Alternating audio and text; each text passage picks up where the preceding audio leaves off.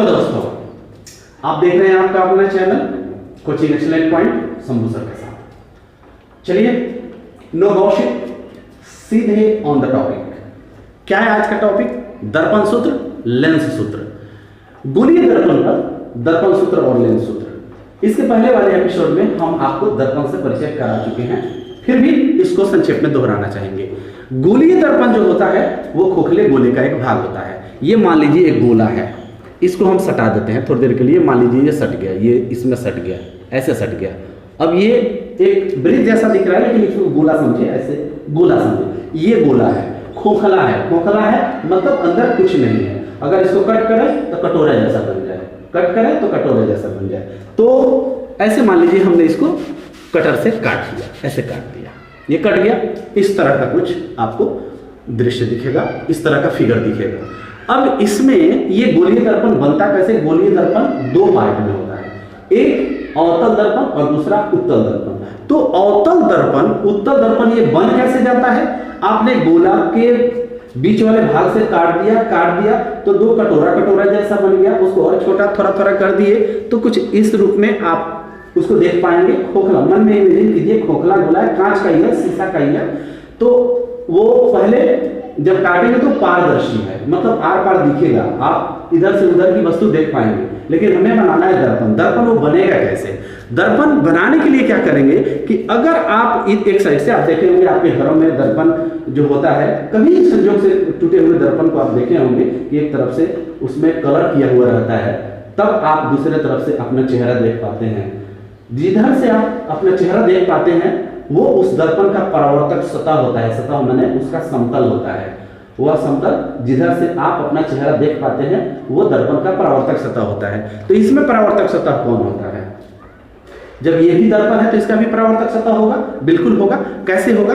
अब आपने इसको काट करके दो भाग कर दिया। अगर इसको आप अंदर से, ये जो मुड़ा हुआ है और अंदर का हिस्सा है जो गड्ढा नुमा बन गया है, इसको अगर आप रंग देते हैं, ऐसे रंग देते हैं। रंगने का मतलब वो आड़ी दांत की तरह जो काटा हुआ किताबों में भी देखे होंगे, तो वो रंगने का सिंबल है, संकेत है। वो दर्शाया जाता है कि इधर से रंग दिया गया है, पारदर्शी नहीं है। तो मान लीजिए कि आप अंदर से रंग देते हैं, इस तरह से ये हिस्सा है। चलिए इसको बाहर से ही अभी रंगना सिखाते हैं, क्योंकि यहाँ पर एक फिगर है। इसको अगर हम बाहर से रंग देते हैं, ये जो उभड़ा हुआ हिस्सा है इसी को रंग देते हैं और गड्ढा वाला जो अंदर का हिस्सा है उसको छोड़ देते हैं, तब आपको ये दर्पण बन जाएगा, मतलब अवतल दर्पण बन जाएगा। अवतल दर्पण का बीच वाला जो हिस्सा होता है, अवतल दर्पण का जो बीच का सतह होता है, समतल होता है, थोड़ा सा हल्का सा गड्ढा नुमा होता है। अब इतना भी गड्ढा नहीं होता कि आप देखने से ही महसूस कर जाएंगे गड्ढा है, उसको थोड़ा सा स्पर्श करेंगे तब समझ में आता है।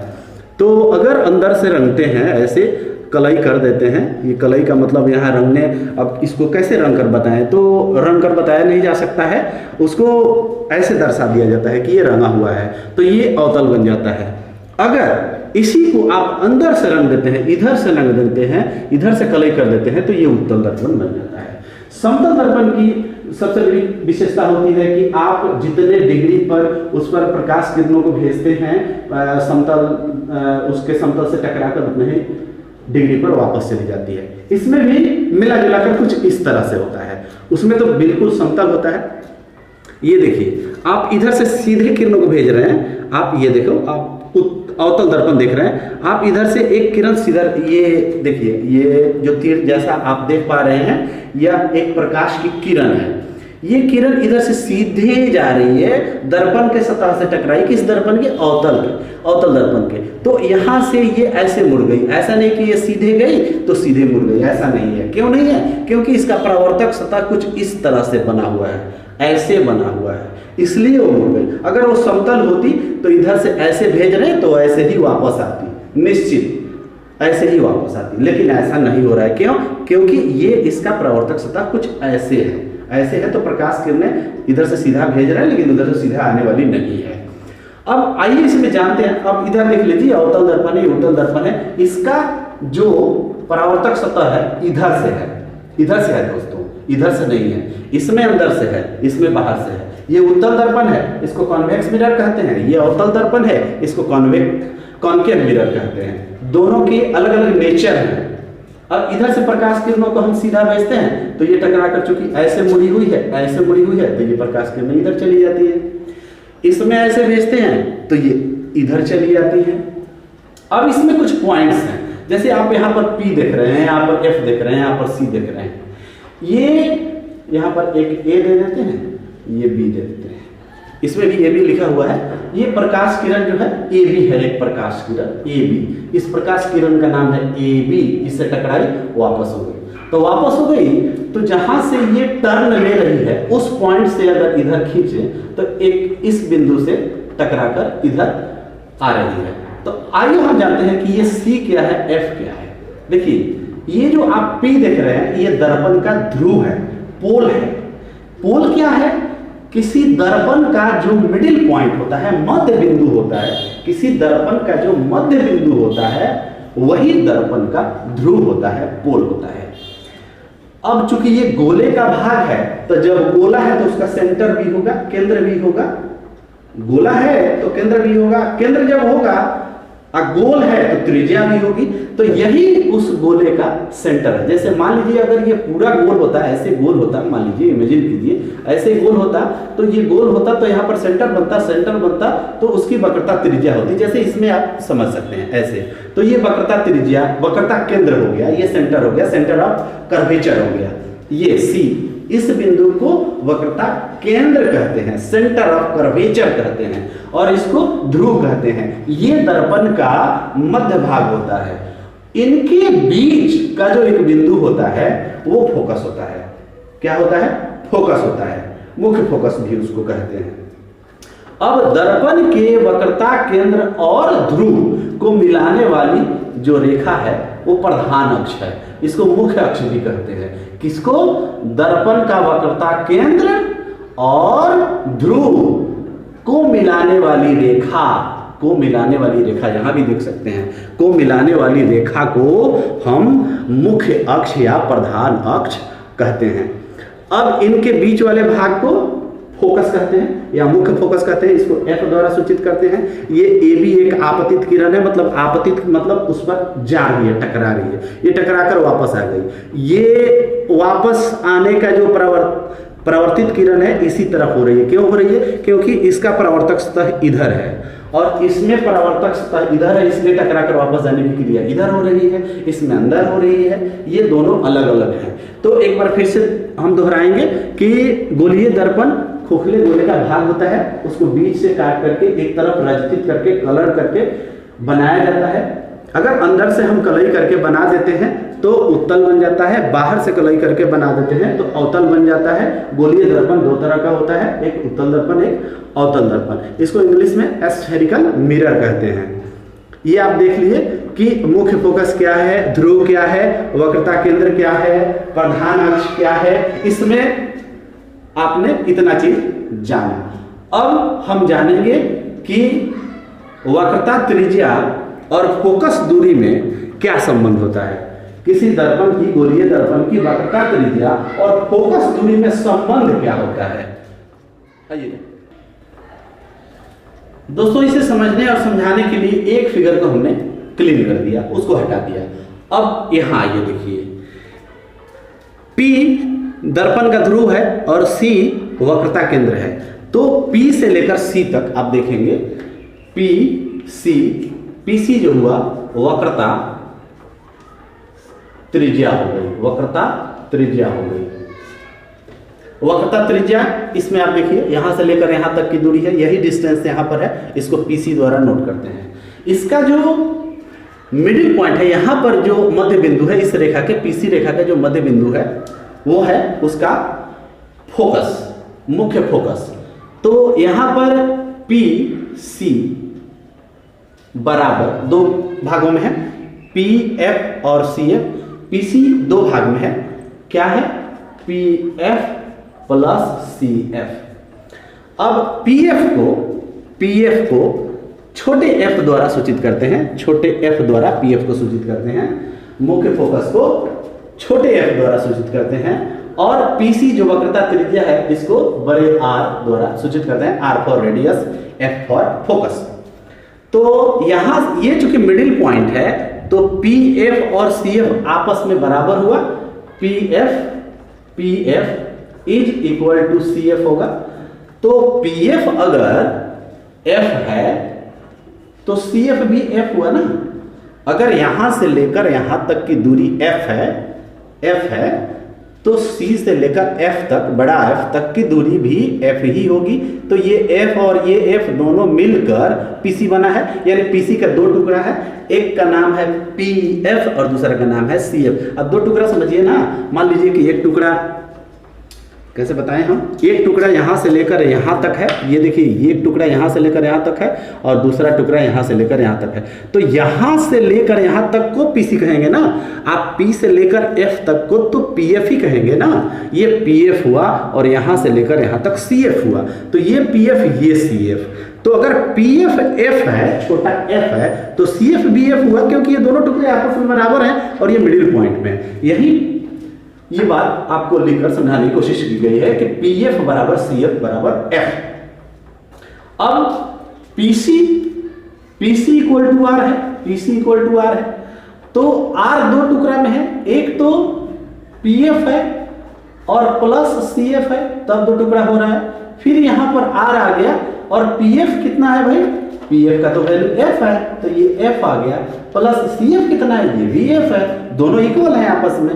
तो फिर आर कितना हो गया, तो एफ प्लस एफ, ये बन गया 2f, ये बन गया 2f। इसको दूसरे शब्दों में हम कह सकते हैं, इसको दूसरे शब्दों में हम कह सकते हैं, क्या कहेंगे, इसलिए f बराबर r/2। तो आपको ये दो इसमें रिलेशन मिल रहा है। आप ये देखिए, एक तो रिलेशन ये मिल गया कि r बराबर 2f, एक रिलेशन ये मिल गया f बराबर r/2। अब r बराबर 2f का मतलब हुआ किसी गोलीय दर्पण की वक्रता त्रिज्या, किसी गोलीय दर्पण की वक्रता त्रिज्या r उसके फोकस दूरी की दोगुनी के बराबर होती है। किसी गोलीय दर्पण की वक्रता त्रिज्या उसके फोकस दूरी की दोगुनी के बराबर होती है। r बराबर 2f है, यानी f का दोगुना है, तो फोकस दूरी का दोगुना उसकी त्रिज्या होती है। दूसरे शब्दों में कहें कि फोकस दूरी, वहां देखिए f इक्वल टू फोकस दूरी, फोकस दूरी उसकी वक्रता त्रिज्या की आधी होती है, बटा दो का मतलब आधा करना। तो किसी गोलीय दर्पण की फोकस दूरी, ध्यान से सुनिए, बहुत कॉम्पिटिटिव है, आपके एग्जाम में पूछे जाते हैं ये सब। किसी गोलीय दर्पण की फोकस दूरी उसकी वक्रता त्रिज्या की आधी होती है। किसी गोलीय दर्पण की फोकस दूरी उसकी वक्रता त्रिज्या की आधी होती है। दूसरे शब्दों में किसी गोलीय दर्पण की वक्रता त्रिज्या उसकी फोकस दूरी की दुगनी होती है। किसी गोलीय दर्पण की वक्रता त्रिज्या उसकी फोकस दूरी की दुगनी होती है। इससे यह स्पष्ट होता है। ये चीज हमने गोलीय दर्पण के अवतल दर्पण में दिखाया। ये आपको प्रूव करने को भी आता है परीक्षाओं में कि साबित करें कि किसी गोलीय दर्पण में साबित, किसी गोलीय दर्पण में साबित करें या गोलीय दर्पण में साबित करें। इसका मतलब हुआ कि आपको अवतल लेना है चाहे उत्तल दर्पण लेना है। लेकिन अगर ये कहे कि उत्तल दर्पण में दिखाएं तो आपको उत्तल दर्पण बनाकर, जैसा कि इसके पहले हमने यहाँ फिगर बनाया था, वैसे ही फिगर बना करके आप उसे साबित कर सकते हैं। यही चीज आपको उसमें लिख देना है। थोड़ा सा आप क्या करेंगे, आप बना सकते हैं। और ये अगर कहें कि अवतल दर्पण में आप साबित करें कि r बराबर 2f या f बराबर r/2, इसमें से कोई भी साबित करने को कहा जा सकता है। या अवतल दर्पण के वक्रता त्रिज्या और फोकस दूरी में संबंध बताएं तो यही वो संबंध होता है। संबंध बताएं, साबित करें। क्या साबित करें, r बराबर 2f या f बराबर r/2। अवतल दर्पण में कहेगा तो चित्र ऐसे बनाकर आपको बनाना होगा। उत्तल दर्पण में कहे तो इसके पहले वाले में बनाना होगा। अगर गोलीय दर्पण में कहे तो फिर आप स्वतंत्र हैं, आप उत्तल भी बना सकते हैं, अवतल भी बना सकते हैं। संबंध स्थापित करने को कहे या सिद्ध करने को कहे तो ऐसे ही आप बनाएंगे। तो इसमें आपने क्या सीखा, गोलीय दर्पण क्या होता है, उसमें वक्रता त्रिज्या क्या है, फोकस दूरी क्या है, मुख्य फोकस क्या है, ध्रुव क्या है, वक्रता केंद्र क्या है। अब हम चलते हैं कि दर्पण सूत्र कैसे होता है। आइए दोस्तों देखते हैं। इस फिगर में आप देख रहे हैं एक अवतल दर्पण बना हुआ है। इसके पहले जो हमने फिगर बनाया था उसी के जैसा है, उसको क्लीन करके हमने फिर दोबारा बनाया। अब देखिए एक अवतल दर्पण है। इस अवतल दर्पण में इस पर एक आपतित किरण है A एम, ए एम।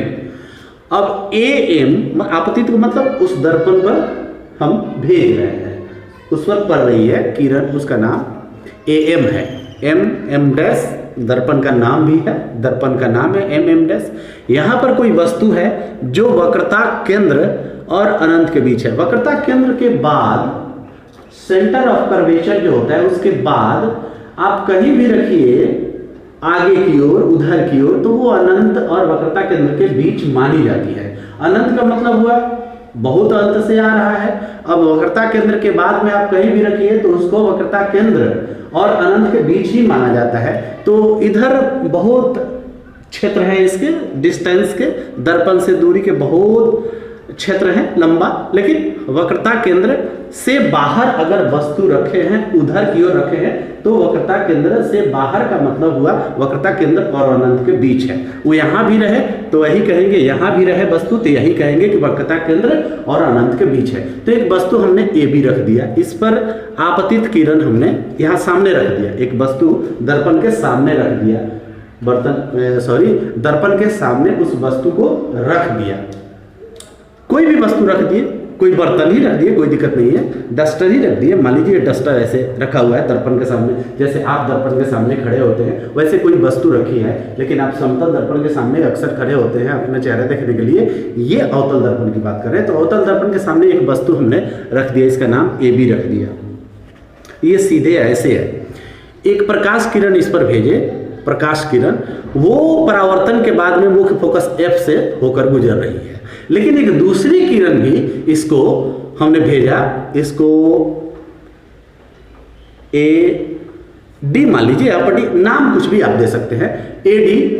तो ये क्या हुआ कि हम ऐसे, ये तो सीधा भेजे है ना, ये तिरछा भेजे हैं वक्रता केंद्र से होकर आने के लिए। तो वक्रता केंद्र से जब भी किरण को होकर गुजारते हैं ऐसे, तो वो टकराकर फिर वहीं पर चली जाती है। तो आप देख रहे हैं इधर से एक किरण आ रही, फिर उसी रास्ते वापस चली गई। इसका नेचर ही ऐसा होता है, समतल दर्पण की तरह नहीं होता है कि जिस डिग्री पर आप इधर से भेजे उसी डिग्री पर परावर्तित होकर जाएगी, क्योंकि इसका परावर्तक सतह इस तरीके से होता है जिसके चलते वो ऐसा हो जाता है।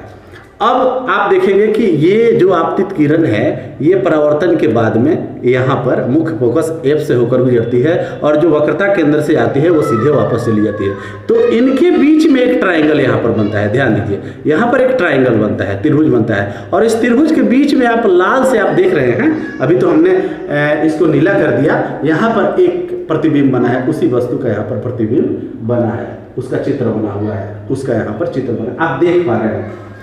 अब इसे कैसे महसूस करेंगे, जैसे समतल दर्पण के सामने आप होते हैं तो दर्पण से जितना ही दूर भागते हैं, प्रतिबिंब भी दर्पण के अंदर आप देखे होंगे कि आप ऐसे जा रहे हैं तो आपका जो प्रतिबिंब बनता है दर्पण में वो भी इधर आता है। जैसे जैसे आप दर्पण की ओर बढ़ते हैं प्रतिबिंब भी आपके तरफ आता है। वही चीज यहाँ इमेजिन करना है कि यहाँ पर कोई वस्तु रख दिए तो उसका चित्र कहाँ बन रहा है, वो दर्पण के आगे ही बनता है। अवतल दर्पण में दर्पण के आगे बनता है और समतल दर्पण में दर्पण जहाँ रहता है उसके मालूम पड़ता है कि पीछे जा रहा है वो वस्तु का प्रतिबिंब पीछे, लेकिन इसमें ऐसा नहीं होता है, इसमें आगे की ओर बन रहा है। देखिए यहाँ पर इस स्थिति में आगे की ओर बन रहा है, लेकिन अब वो दर्पण से छोटा बना हुआ है, यहाँ पर दर्पण से छोटा बना हुआ है। तो यहाँ से लेकर यहाँ तक की जो दूरी है, या वस्तु यहाँ रखे हैं, दर्पण यहाँ है, तो वस्तु से दर्पण की दूरी को ही U द्वारा सूचित किया जाता है। ध्यान दीजिए U क्या है, दर्पण से वस्तु जितने दूरी पर होती है, दर्पण से वस्तु, दर्पण यहाँ पर रखा हुआ, मान लीजिए यही बोर्ड है, हम इतना दूर पर खड़े हैं, तो इस बोर्ड से जो हमारी दूरी है, ये हम एक वस्तु है तो वस्तु दूरी हो गई। उसी तरीके से ये दर्पण है, दर्पण के सामने वस्तु है, तो दर्पण से वस्तु की जो दूरी है वो U द्वारा सूचित किया जाता है। फिर ये यहाँ पर जो प्रतिबिंब बना है, यहाँ पर जो प्रतिबिंब बना है वो दर्पण से प्रतिबिंब की दूरी है। तो दर्पण से प्रतिबिंब की जो दूरी होती है, हम यहाँ से लेकर यहाँ तक को, यहाँ से लेकर यहाँ तक को, दर्पण से प्रतिबिंब की दूरी, दर्पण से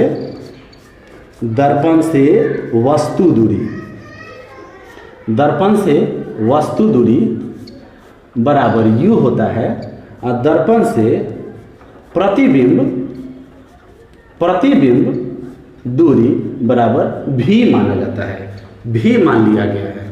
फिर इसके मूल में और सारी चीजें हैं, ये एक छोटे छोटे टॉपिक पर आपको वीडियो बनाकर बताए जा रहे हैं।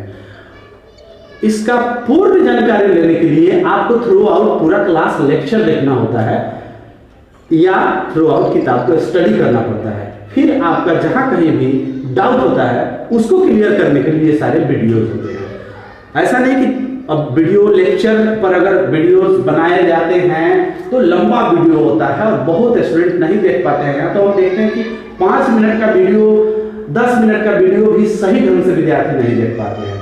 इसलिए उसमें से चुनिंदा टॉपिक ले करके वीडियोस बनाए जा रहे हैं ताकि उनका इस पर अगर डाउट हो तो वो क्लियर हो जाए। तो यहां से आप देख रहे हैं दर्पण से जो वस्तु की दूरी है उसको u द्वारा और दर्पण से जो प्रतिबिंब की दूरी है उसे v द्वारा, तथा फोकस दूरी को आप पहले से जानते हैं, फोकस दूरी को f द्वारा सूचित किया जाता है। ये 3 अक्षर मिलाकर एक दर्पण सूत्र बना है, एक दर्पण सूत्र बना है। और यह सूत्र कैसा होता है भाई? तो 1/u प्लस 1/v बराबर 1/f के इक्वल होता है। इसका वैल्यू 1/f के बराबर होता है। यही दर्पण सूत्र है दोस्तों, ये दर्पण सूत्र है। क्या है? दर्पण सूत्र है। 1/u प्लस 1/v बराबर 1/f, या 1/f को आप पहले भी लिख सकते हैं, 1/f बराबर 1/u प्लस 1/v। यही दर्पण सूत्र है। अब लेंस सूत्र क्या है? समय के अभाव में हम लेंस सूत्र इसमें नहीं समझा पा रहे हैं, केवल दर्पण सूत्र बता दिए। अब इसको सिद्ध भी करना होता है कि कैसे उसके इक्वल होता है, ये अगले वीडियोज में आप देखेंगे। फिलहाल आपको हमने इससे परिचित कराया कि आखिर दर्पण में वस्तु दूरी किसको बोलते हैं, प्रतिबिंब दूरी किसको बोलते हैं और फोकस दूरी किसको बोलते हैं, और किन अक्षरों द्वारा इनको संकेतित किया जाता है, निर्देशित किया जाता है, सूचित किया जाता है। तो इसमें आपने ये देखा कि वह दर्पण से वस्तु की दूरी को u द्वारा और दर्पण से प्रतिबिंब की दूरी को v द्वारा, फोकस दूरी को f द्वारा डिनोट किया जाता है। दर्पण से जितनी दूरी पर वस्तु रहती है उसे वस्तु दूरी कहते हैं। दर्पण से जितनी दूरी पर उसका चित्र बनता है, उसका प्रतिबिंब बनता है, उसे दर्पण से प्रतिबिंब दूरी कहते हैं। और फोकस दूरी आपको पता है, P से लेकर F तक की दूरी को PF द्वारा सूचित किया जाता है। तो इस वीडियो में, इस एपिसोड में हमने आपको गोलीय दर्पण के बारे में बताया। अवतल दर्पण क्या है, उत्तल दर्पण क्या है, ये बनता कैसे है और ये दर्पण सूत्र क्या है, इसके बारे में समझाया। इसके बाद वाले वीडियो में हम दर्पण सूत्र को साबित करेंगे। फिर अगर समय मिलता है उसमें, अगर कम समय में ये वीडियोस बन जाता है तो लेंस सूत्र भी बताएंगे। अगर नहीं बना, कुछ ज़्यादा समय लगा तो लेंस सूत्र के लिए अलग से वीडियो आपके लिए अपलोड किया जाएगा। उम्मीद करते हैं आज का वीडियो जरूर आपको समझ में आया होगा। आज के एपिसोड में इतना ही, विदा दीजिए, नमस्कार।